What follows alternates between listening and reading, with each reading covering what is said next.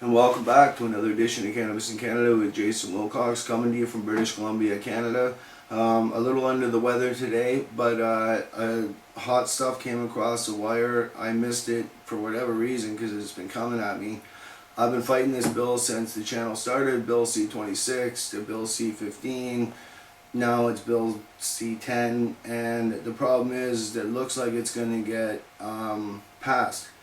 And there's advocates across the country, and many of you know who you are, who are taking active part in gathering petitions with 25 signatures. What we're going to do is right below me here, a lot of the addresses going across is where you'll get the information. You know, you can download them. It's a PDF file. Download it, print it, get 25 signatures. We only got till Monday. You know, I really wish I could have covered this sooner, but we only got till Monday. But because this bill is so destructive with mandatory minimums, six months, you know, for a joint, I hear 1 year if you're growing 6 plants. My God, if your license expires, you're a criminal immediately. That's wrong to me. My illness doesn't expire. My license shouldn't. These are all the old things back up in this bill again, and they're looking at it. Only now they like to call it the Safe Streets and Communities Act. They want us to make it sound nice. I mean, there's just so many things, and again, if we look back at the gatekeeper role, these things have all been addressed, and the federal government's been ruled unconstitutional, and yet we're letting them reformat the program. Okay, the entire program has been ruled unconstitutional here in Canada. What a lot of people don't realize is that they've threatened and are continuing to threaten to remove a license now with an end date being 2014. Meaning I can continue to grow my genetics that work for my illness, which happens to be 3 sets of genetics, okay, or 3 strains if you have it, okay, that's what works for me. I'm not going to be able to do that anymore because a piece of legislation comes in after they told me it was okay for 7 years. And my wife and I had to work hard at saving up our money and doing what we do. Not to mention the other people that have done it as well. There's those that are a lot worse off than us. And I think about it. I think about the guys coming back from Afghanistan. They just got their freaking legs blown off, ending up in front of a judge. And the judge saying, sorry man, you were caught with 6 plants in your closet. I got to send you to jail for a year. The guy's got 2 Purple Hearts, just gets back from Afghanistan. Judge can't do a thing.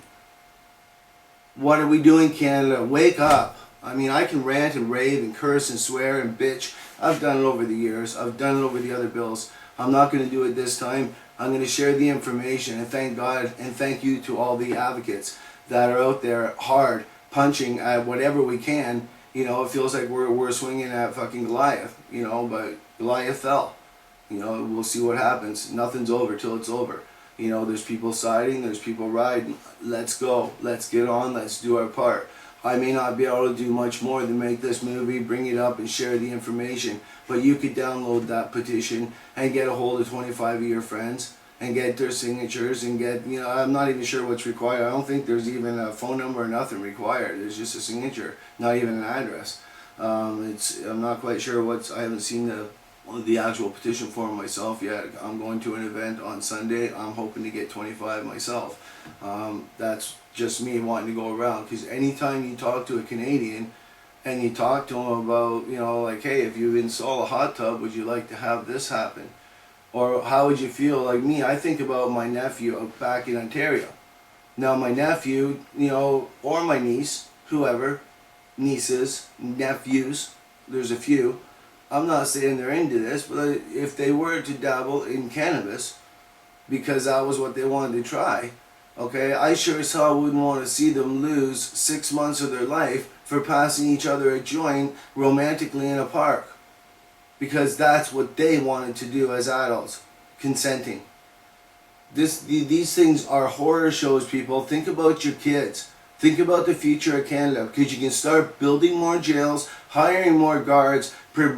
Yeah, you got more jobs, but you've done everything backwards. You've endangered our streets. You've endangered people like me and my wife, you know, that are trying to continue to grow. Now you want to take our license away and make us have to commit a crime and have to go through a court system in our dying days. Thank you very fucking much. But anyway, the information has come across. thank you to Norm Canada. You rock. You guys are really, it made me jump in. I feel like I'm the guy kind of hanging off the back of the boat right now, but I'm bringing what I can to the table. But here's the information. The end of the movie, I'm hoping to be able to scroll up the petition. I'm just not sure if a PDF file will be able to be brought into the software that I use. As I keep going here, I'm not going to get into ranting and raving too much.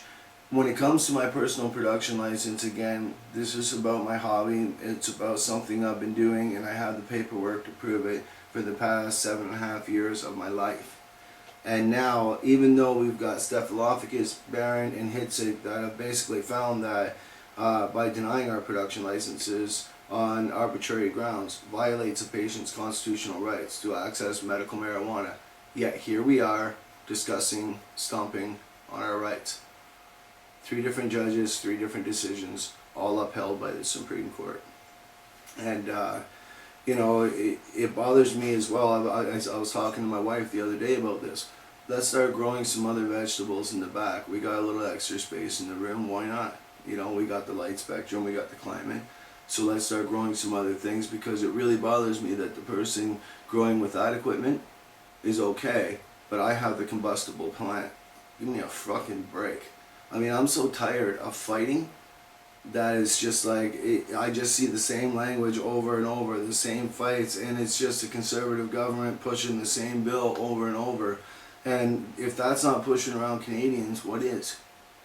The Canadians spoke on Bill C-26, the Canadians spoke on Bill C-15, and the Canadians are yelling and screaming and stomping their feet on Bill C-10, but we're not listening. And you dare call it a Safeties Act. You're not making me any safer, and you're not making the community any safer, because if I have to deal with the underground, then I put myself in danger and anybody that's around me in danger, because I never know if these guys are there to rob me or help me. It's not like situations should be. And considering it's the federal government that screwed up and not the patients seem like they're the ones that have to pay and be accountable, not the policymakers. They just get promotions to a different department, whatever. Again, that's speculation at best. But I look at these different things, and then there's this find profit for production section that kind of, you're trying to infer that organized crime is working with medical patients. That's all fine and dandy in cases that you may have been able to prove, but cases, as we know, are individual and were held one by one by law and not as a group. Now, it can be used as a reference point, that's fine, but I haven't seen any cases, and I'd love to read up on some where actually medical patients are working with organized crime, because it's something that, if it's happening, it's happening. Okay, and it's happening because the federal government's prohibition on cannabis, period. It should be free. It's a cannabis plant. It's a plant. It's funny because my wife has 30 different plants from all around the world upstairs in our living room, and we show people those plants, and the only ones that I have to worry about a license every year being perfectly on time is my medicine in the basement. And I'm going to have to hide it in the basement and make sure that everything's dealt with so that the smell doesn't make everybody think I'm a criminal. Oh no, the cannabis grower. This is the perception we need to change and show people what medical marijuana is all about. And bills like this serve to criminalize us further. Okay, and allowing us to rely on the black market is allowing 10,000 plus legal exemptees in Canada, whether to all go to ATP status with this authorization to possess cannabis status. Now, if that's what you want to move us to, then we have to go out and possess it. Now, let me ask you, how does a patient that owes the federal government money for cannabis already and has been cut off, how do they get cannabis if the only route is from the legal place? Or are you going to exempt everybody who owes you money? See, these are the questions that nobody wants to talk about. I'd love to open it up for discussion. There's a lot of stuff in this bill where it just seems they're just jumping over it, and they want to try and downplay dispensaries. Dispensaries are the heart and soul of the medical movement. Without them and their growers and the people willing to take the chance to help us, people like myself, who's been dying for now 20 years, I was just told I'd die in 6 months when I was diagnosed, and now I'm still here. It's kind of a mind trip, and I have a 12-year-old daughter to boot. This is a daughter raised in a home with legal growers, so growing up, kind of reality show.